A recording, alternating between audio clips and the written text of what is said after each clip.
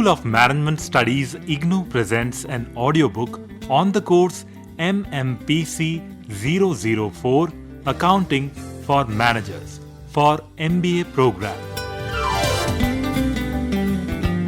Presenting Block 5 Emerging Issues in Accounting, Unit 15 Human Resource Accounting, Part 1.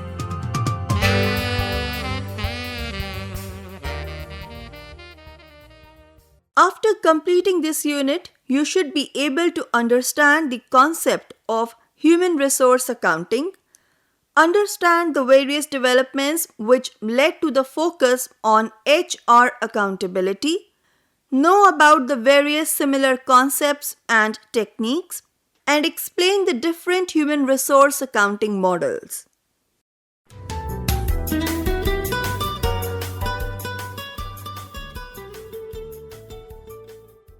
Introduction. During the past few decades, the composition of the gross national product of the major global economies has been changing from manufacturing to services. This trend started after the end of World War II in 1945. This trend started with USA and later on spread to Europe and Japan.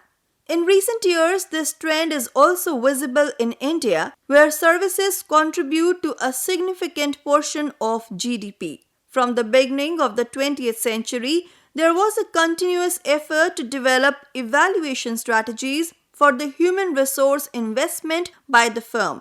In other words, there is an increasing demand for accountability regarding the value creation by the human resource function. The management is interested to see a link between HR programs and the company's bottom line or profit. Managers in general believe that investing in people and providing appropriate HR interventions, initiatives, and solutions can result in a high and sustainable bottom line over a medium horizon. But the problem is that there is no direct link between the bottom line and HR function.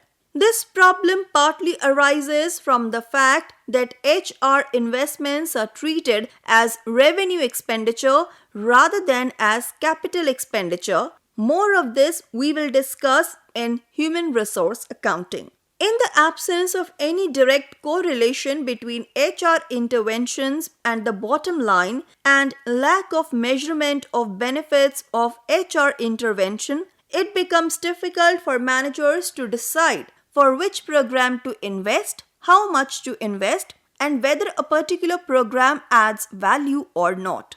The ambiguous nature of HR interventions' impact on the bottom line makes the task of managers difficult to decide how much commitment to make in terms of resources and time for HR programs. HR intervention, by its very nature, demands the commitment of continuous resources. However, due to the lack of measurable, tangible bottom line results, the resource allocation is sporadic and largely inconsistent with the real requirements of the HR function. In a nutshell, the increasing accountability demanded from the HR department for the resources they demand and consume led to the evolution of various techniques to measure and evaluate the contribution of HR department towards the profit of the organization. Now, when we are discussing accountability, let us briefly discuss the major developments that have led to the increasing focus on accountability. All these developments are somehow or the other related to the returns generated by the HR functions. Number 1. The triple bottom line. Traditionally, the success of commercial enterprises is measured by the profit they make, ignoring the fact that the current business operations may have a negative impact on the environment, health of society, social well-being, future financial success, and resilience of the enterprise. Triple bottom line theory attempts to include the impact of business operations on the environment, health, and social well-being in the business success metrics. The focus of this concept is to account for all the costs associated with business operations. These costs are not borne by the business but by the society as a whole. For example, water or air pollution generated by business operations will have a bearing on the whole of the society. The triple bottom line categories are often referred to as people, plan, and prosperity. Number 2. Best place to work or employers of choice. Since 1990, several business publications are coming out with a list of companies preferred by employers, both newly recruited and serving ones. Many organizations strive to be on this list so that they can retain existing valuable employees and attract new talent. In order to make a place in these kinds of rankings, organizations often drive HR programs to enhance the work environment and create new programs that offer new benefits, perks, and perquisites and unparalleled work opportunities. These kinds of HR interventions can lower the attrition rate, that is, higher retention, and reduce the recruiting cost, but may not add enough value to overcome the cost of running these programs. In order to gauge the effectiveness of these kinds of programs, a measurement process is required which can compute the payoffs or returns of these investments, particularly when the cost of program is significant. Number 3. HR investment and macro-level studies. Macro-level studies have been undertaken to establish the link between HR investment and profitability or productivity.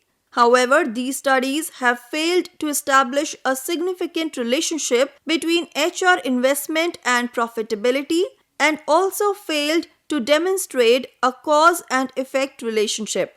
For example, a profitable and productive company will have access to funds that can be used to initiate new HR programs and initiatives to make the company an attractive place to work. However, this does not imply that HR programs and initiatives have led to increased profitability and productivity. Number 4. Human capital management focus.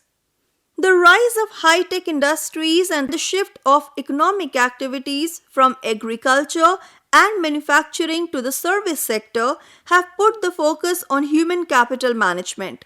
In the early development, the focus was on HR accounting, where an attempt was made to account for the value of human resources in the traditional financial reporting framework. Later on, benchmarking techniques were used to compare key indicators. These key indicators are compliance, compensation, safety, retention, attrition, and absenteeism. Number 5. Accountability demand from management.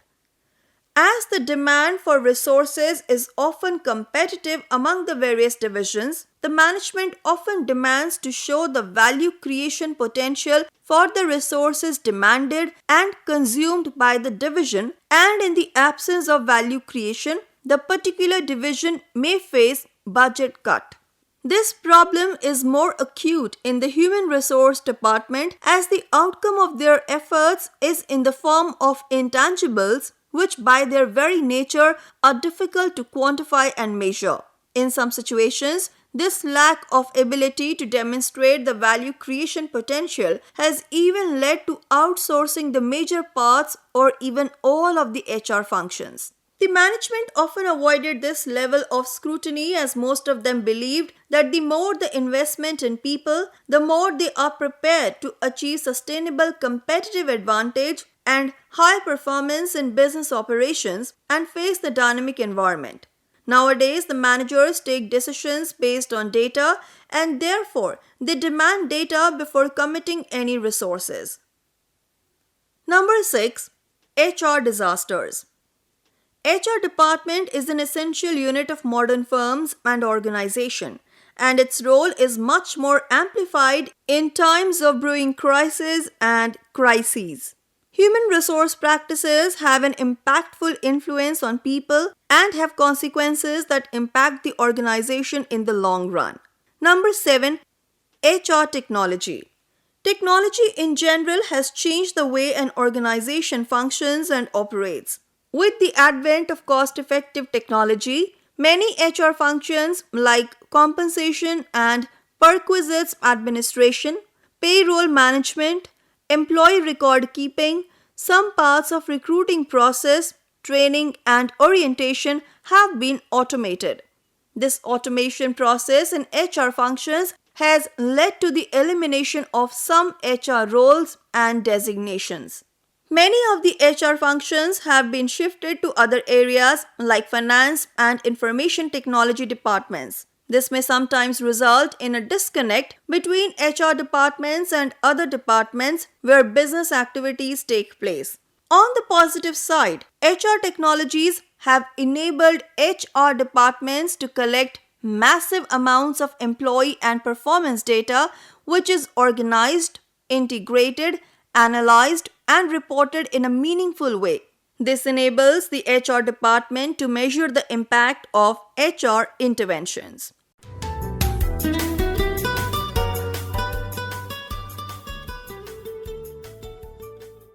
Approaches to human resource accountability.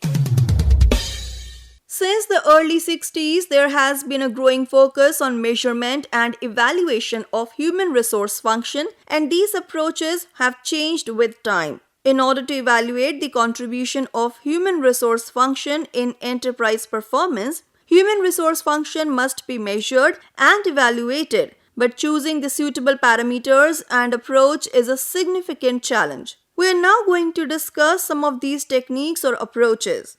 These techniques are the precursor of the modern-day human resource accounting technique. Number 1. HR management by objectives, that is MBO. As per this technique, the HR department develops specific objectives. These objectives are developed based on the expectations of management regarding targets of various functional parameters. These targets are perceived to be necessary to achieve an adequate level of performance. Measures like turnover, absenteeism, job satisfaction, occupational health, compensation, cost, expenses, productivity, and wastage reduction are quantifiable, and many of these are objectives for many HR functions.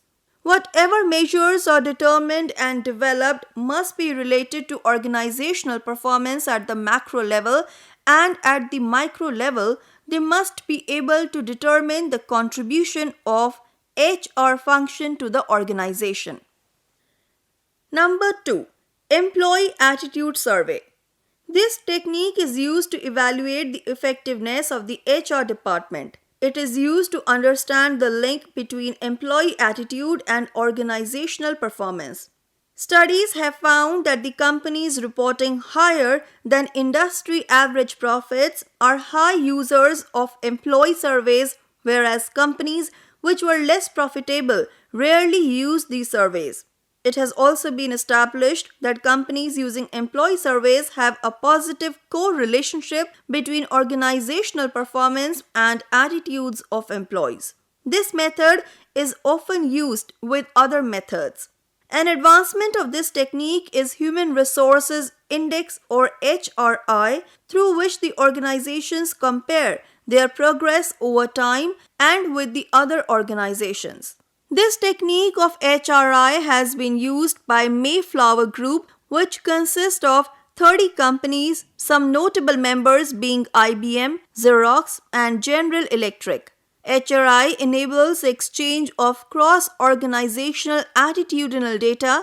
This technique can measure attitudes, satisfaction level of employees, and commitment to organizational goals. In addition, this can also be used as a diagnostic tool to identify trouble spots and areas which require concentrated efforts of the management, in particular human resource department. Next comes HR reputation. HR functions are designed to serve the various constituents of the organization. One of the ways in which the effectiveness of the HR function can be evaluated is through the feedback of the constituents. Modern evidence is available to suggest that HR effectiveness as perceived by the constituents is positively related to overall organizational performance. The important factors as perceived by the constituents while judging HR function effectiveness are: number 1, open communication channels; number 2, transparent and high performance standards; number 3, remuneration and rewards based on performance; number 4, effective use of employee skills and abilities; number 5, employee participation in work decisions; number 6, advancement opportunities; and number 7, identification and development of high potential managers. Satisfaction of the constituents is an important parameter, but empirically there is little evidence to suggest a relationship between constituent satisfaction and organizational performance. This method also ignores the HR function outcomes on the bottom line. Then comes HR auditing. An audit is an investigative, analytic, and comparative exercise to gauge the effectiveness of the methods and processes involved in accomplishing a particular task. HR audit is undertaken to measure the effectiveness of the HR function. HR audit involves a systematic search leading to the gathering, compiling, and analyzing data for a specified period of time. With the HR area moving from the service arena to the strategic arena, there has been an expansion in the extent, scope, and type of information being audited. The main categories for which HR audit is undertaken are department or unit mission, organization, personnel, labor relations, recruitment and selection, training and development, employee relations, employee benefits, compensation, human resource planning, organizational planning and development, equal employment opportunity, safety and security, facilities and documentation. HR audit is an analytic tool that brings out how well or poorly HR practices and processes are implemented. This exercise provides baseline data which is used to assess the effectiveness of HR function. HR auditing ensures that all components of an effective HR program are in place and functioning as they are intended to function. There is little direct connection of audit information with that of organization performance. Fifth is HR case studies. Another approach to measure and evaluate the impact of HR programs or interventions is the case study approach. In this approach, the success of standalone programs, policies, practices, or HR interventions is examined, evaluated, and documented. These results are presented to selected audiences and key managers. Case studies are developed using data generated by HR interventions, often coupled with reactions and feedback from the participants and beneficiaries of the HR interventions. HR case studies can be used by management to increase or decrease allocation to HR function depending upon the facts brought out by the case study. In addition, this can also be used as a tool for organizational learning and deciding on future allocations for HR functions. One of the drawbacks of this technique is that it captures on short information, whereas a good evaluation technique shall represent an ongoing evaluation representing a balance of the performance of HR function or program. Despite this weakness, this technique, along with other approaches, can be an important part of an organization's overall measurement and evaluation process. Number 6 is HR cost monitoring. HR managers generally use salary and perquisite expenses as HR cost, but there is a lack of understanding of how a change in HR practices can lead to a change in the cost structure of human resources. One approach to evaluating HR performance with reference to cost is to develop cost standards and compare them with actual cost incurred. Comparing actual cost with internal cost standards may not be that effective as comparing the actual cost with similar external organizations. HR cost per employee is a common measure used to monitor HR cost. Number 7. Competitive benchmarking. Benchmarking, as understood in common parlance, measures key indicators of one's own organization and compares it with the organization which is performing ideal or best in the industry. Benchmarking is one of the strategies used in the quality movement, and a few of the pioneers in benchmarking were Xerox, Motorola, Kodak, and Texas Instruments. In the context of the HR function, benchmarking is applied by developing key measures that represent the output of the HR function. Benchmarking can be used to modify and improve internal processes, leading to enhancement in quality and cost reduction. Benchmarking is a continuous learning process with an intended outcome of improvement in overall HR effectiveness. The competitive benchmarking process application has been effective in the area of quality management and production, but its application in HR area is faced with a challenge due to the scarcity of benchmarking data related to HR function. Number 8. Key indicators. Key indicators are the measures that reflect the major efforts of the HR department. Some of these measures are linked to the organizational performance.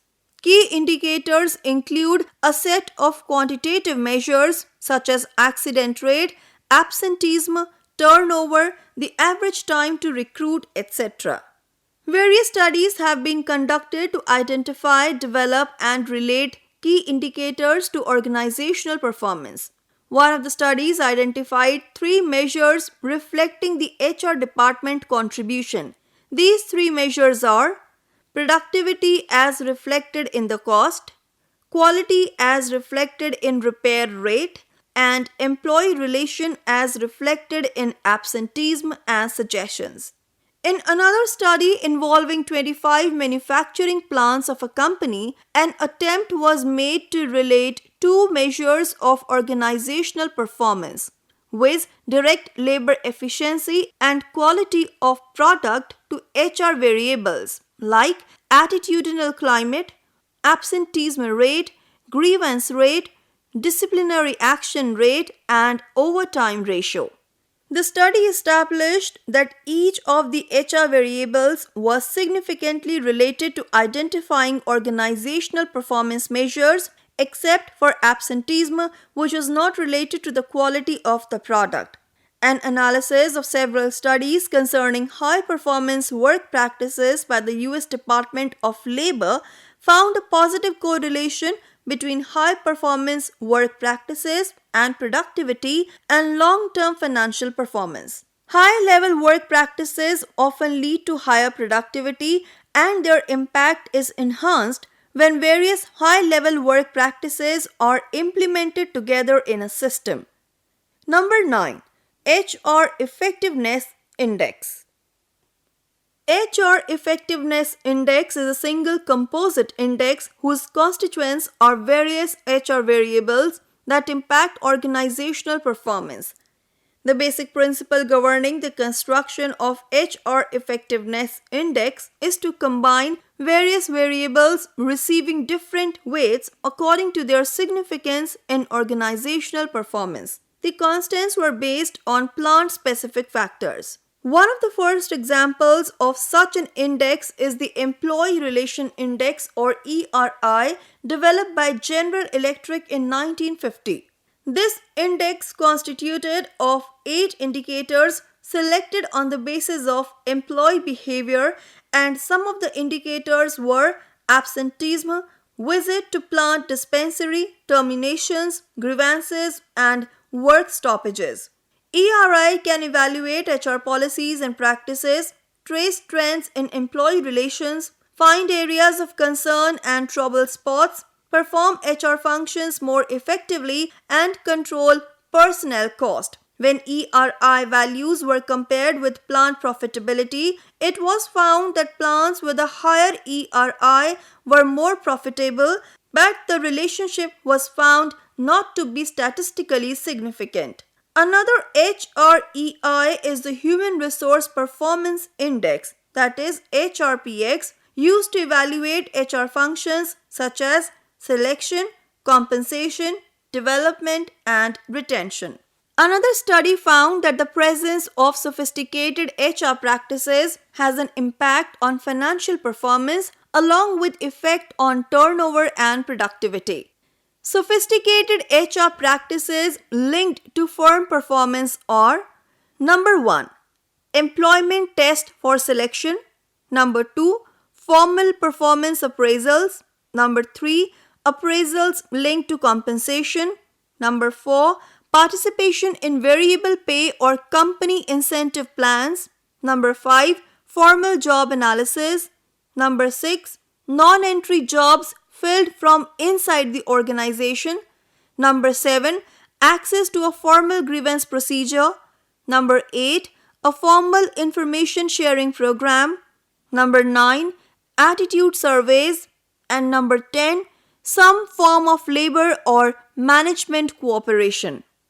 25. Another comprehensive study on HREI involving 71 organizations from 8 industry segments identified 6 HR function variables which have a bearing on organizational performance.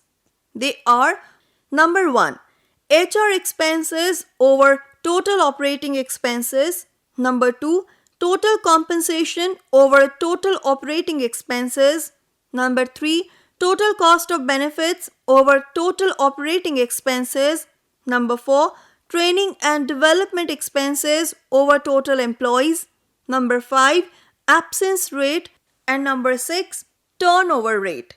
This HREI developed represented a composite of 6 measures. An index is a good measure of evaluation if constructed properly, taking all significant variables into consideration. It is simple to compute and easy to understand. It can be used to compare one organization with another and for internal control and goal setting. And last is HR profit centers. A profit center is a division of a company that independently adds or is expected to add to the bottom line or profit of the company.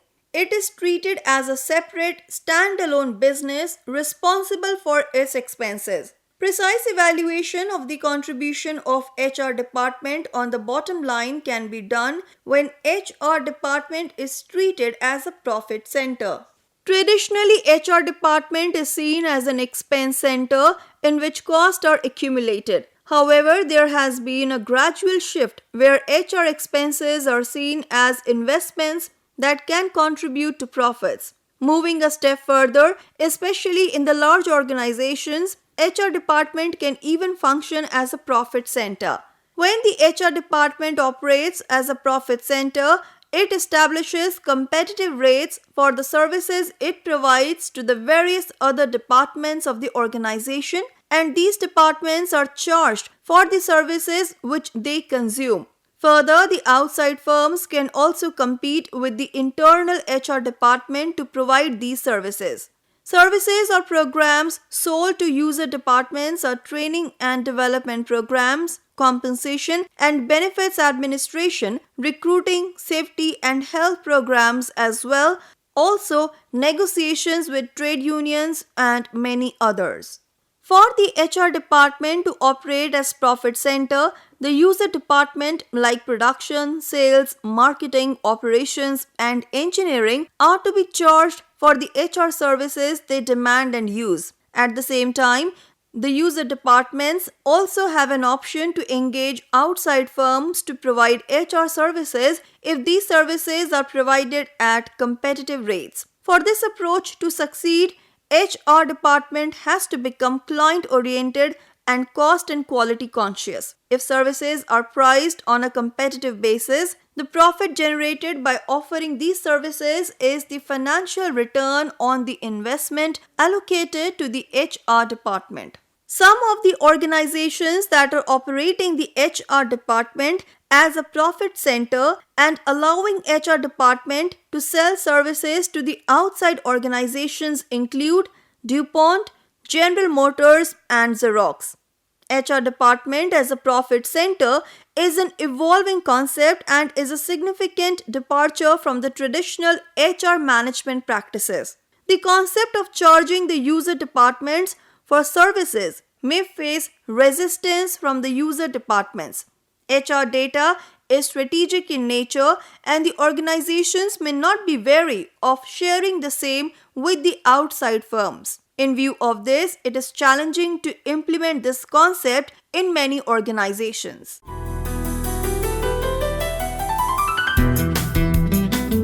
We were listening to the audiobook by the School of Management Studies IGNOU for MBA program course code MMPC 004 Accounting for Managers. Course Coordinator Professor Kamal Bagrecha, School of Management Studies IGNOU. Voiceover by Harpreet Kaur. Edited by Savita. Program assisted by Tarannum Jahan and Jagbandhu Jana. Program produced by Dr. Manoj Kumar Singh. This program was brought to you by Electronic Media Production Center of Indira Gandhi National Open University.